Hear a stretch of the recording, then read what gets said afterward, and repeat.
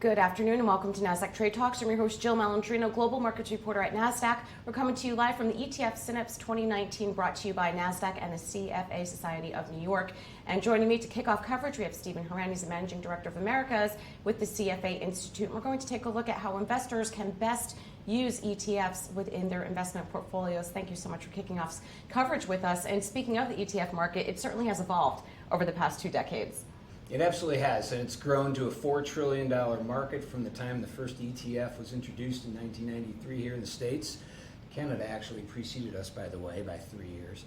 The number of funds have proliferated for sure, and it's really transitioned very much from a passively based investment strategy to much stronger active components in how they're used if they're not embedded in the strategy themselves. All right, now a hot topic, of course, is the associated costs and some of the risks that come with ETFs, particularly on the cost side. That's something that we're talking about a lot.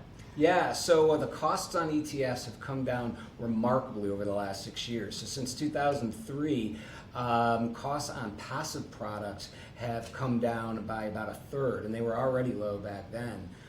But even on the active products in the ETF space, they've come down by about a fifth. So we're also seeing a lot of ETFs being marketed now as a zero commission trading.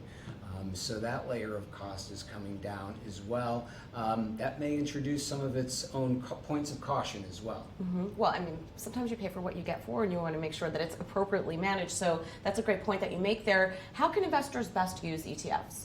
Well, they have a variety of uses. I mean, a lot of people sometimes say, well, they're the lazy man's investment strategy, but I've got no problem with being lazy if it works. And for a lot of individual investors, a buy and hold strategy is perfectly appropriate, and ETFs are an excellent vehicle for such a thing.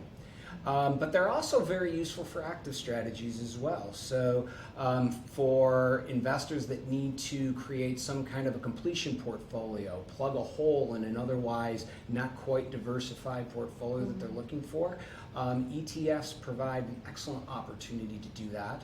They're very effective in what's called transition management. So when you need to take a portfolio, whether it's from one account or entity to another account, or you're transitioning between investment strategies or between managers, it's a great way to maintain and adjust exposures during that period.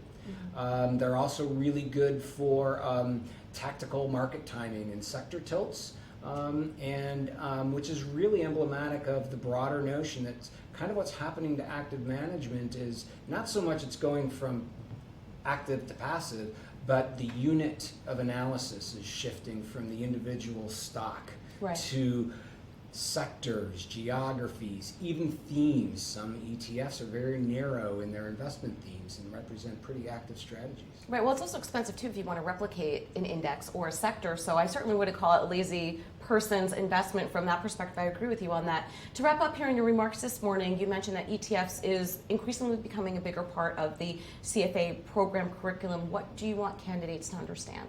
Really 3 core things, and one is what are the mechanics? How does the market work? Because if you don't understand how the mechanics work, you're not going to understand the embedded risks that are at play.